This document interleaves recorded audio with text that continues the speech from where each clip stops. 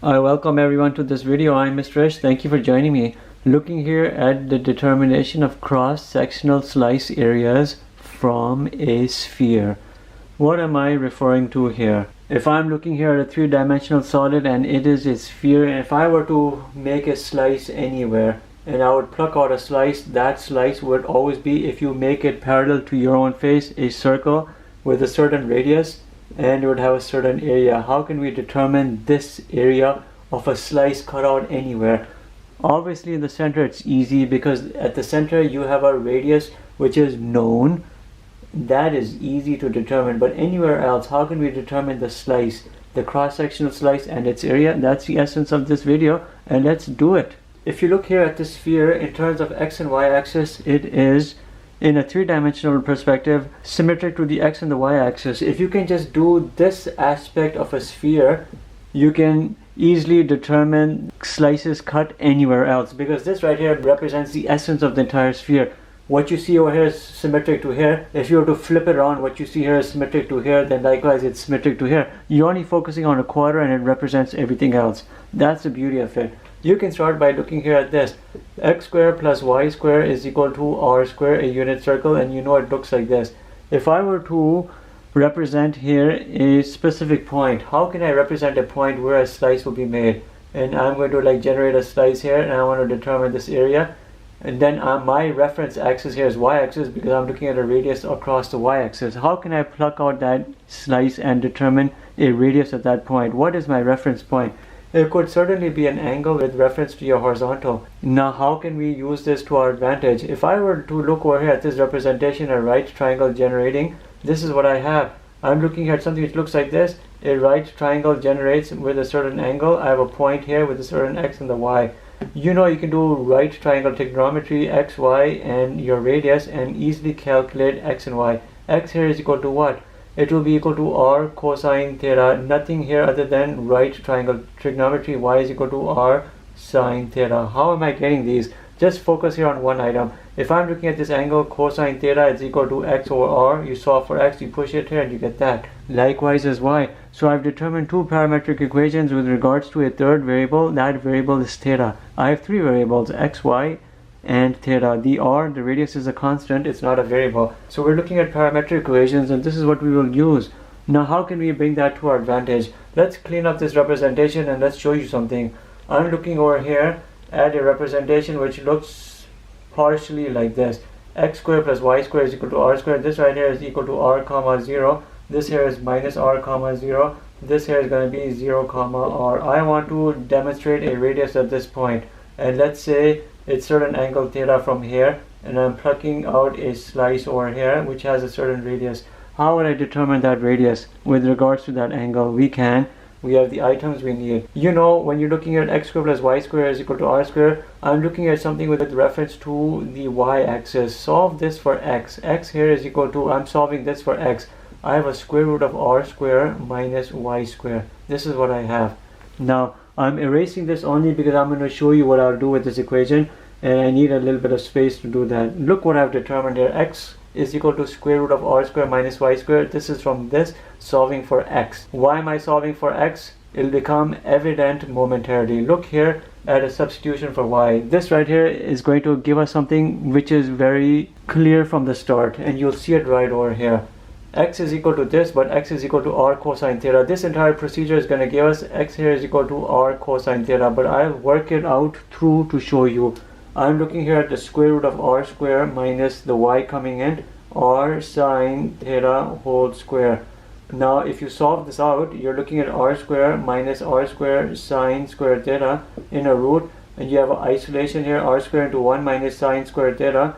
You can use your trigonometric identity. You're looking at r squared cosine squared theta. You solve this out and this is what you have. Now we're seeing here at any point x equals r cosine theta is what will actually give us our radius at a particular point, but quite strange along the y-axis, and that's what it's going to be. This is what we needed and this is what we have, but I already had it from the start when I looked at parametric equations. I just worked this out to show you why it makes sense or how it came about. That's all what it was. Now look here at an example, and this right here is your equation which will give you what you need in terms of a area of a cross-sectional slice anywhere along a sphere, it's x equals r cosine theta. I'll show it to you in a two-dimensional manner. I'm looking here at a sphere. It's two-dimensional representation, but it's a three-dimensional solid. If I'm looking here at the center and I were to draw a slice right over here, and now I make it a three-dimensional representation, I bring it out and I make this slice towards my face. Let's say we're looking here at x squared plus y squared is equal to 1, where we know radius is equal to 1. 1 comma 0, minus 1 comma 0, 0 comma minus 1, 0 comma 1. We know radius is 1. I'm looking right here at the dead center. I've pulled out a slice. You know what the area is because you're used to looking at circles right at the centers. The deviation away from the center is what the essence of this video is, but we're looking here as our starting point. I have this equation. I know r is equal to 1. If I know here with reference to my horizontal axis, I have no angle. There's no angle. You know here theta is equal to 0. I put everything over here. I know r is equal to 1. I know here x. But this x here represents my radius of a slice at a particular point with regards to an angle by radius, which is here x is equal to what? It'll be equal to 1 times cosine of 0, which is equal to 1. Therefore, the area of the slice is equal to pi radius square, which is equal to pi. So we know at this particular point, if you pluck out the slice, the area is equal to pi of that slice. This right here will represent the maximum possible area because the sphere at its middle, at its center, will have the largest possible slice. Anywhere x is converging towards a area where it diminishes in terms of a possible cross-sectional slice. The maximum area is here in the middle. Towards the end, the areas diminish and become 0. And I can show you that. At the center, we have determined the area is equal to pi, given radius equals 1, theta is equal to 0. Let's look here at another example. If I were to look here at an angle, now my angle is 90 degrees. I'm looking at 90 degrees right over here. If I were to draw a slice, technically you cannot because you will be here right at the point. But if you were to do it, what would be the area of that slice? If you were to pluck it out, it would be basically just a point. You know here radius is equal to 1, theta is equal to 90, and your means for determining the radius at that particular point is this, which will then give you your area. I know I'm looking here at a radius which is equal to x, which is equal to r cosine theta. And you know this to be 1 times cosine 90, which is equal to 0. Therefore, area at that point is equal to 0, pi r squared. This is all the radius coming in, pi r squared, it's going to be 0. At the ends right here at 90 and at 270 degrees, it will be equal to 0. Let's look at some more examples, because at that particular point, you ended up having a point, not a slice, but a point. If we were to look here at a certain angle, let's call that angle theta is equal to 30. You know that to be pi over 6. We still know that the radius is equal to 1 because I'm looking here at x squared plus y squared equals 1. What is the area at this particular point? Here's my 30, and I'm looking at a slice which is here. I pluck out the slice, and it looks like this. Obviously, the slice is smaller because my sphere is converging towards the pole. It's going to be smaller radius, smaller area. But what would it be? Think about trigonometric ratios. When you have a 30, it opposes here a 1. You have a 2 root 3.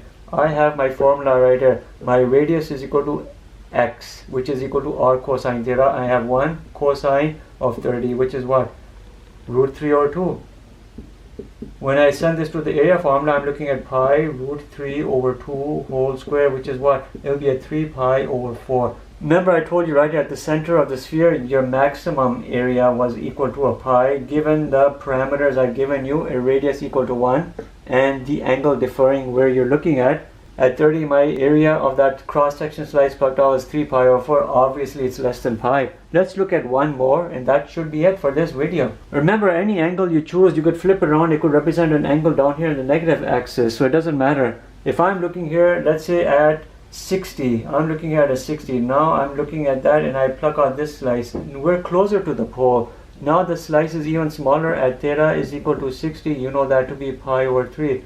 Run over here. RAD is equal to x, which is equal to r cosine theta. I know my radius is equal to 1. My cosine here is pi over 3. You know cosine based on trigonometric ratios of 60 is equal to 1 over 2. I know this right here is my radius.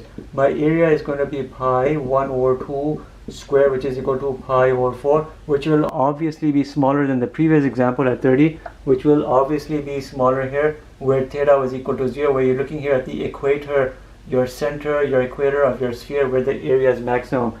I showed you here 4 areas. I'm getting here a pi of 4. But let me rehash everything for you so it will be relatively clear. When I looked here at an angle theta and let's say the area, when I looked here at an angle of 0, my area was equal to pi. When I looked at an angle here of 30 degrees, I had a value. What was that value? It was the 3 pi over 4. When I looked here at an angle 60 degrees with reference to x-axis horizontal, my angle here is theta, it was what? It was a pi over 4. When I looked at 90, it was a 0. But you see at these particular points you have a cross-sectional slice which develops, which has a smaller radius, because as you get to the pole, your sphere converges towards the top until it zeroes out right here at the top where a dot develops. Closer to the equator, your areas are larger, but these values here should be good. Your radius formula is actually this, contrary to what you would think, but it's x is equal to r cosine theta. You run this now through your pi radius square to get the area of that cross-sectional slice, and that's how these values have been determined. That's it for this video. Thank you for watching.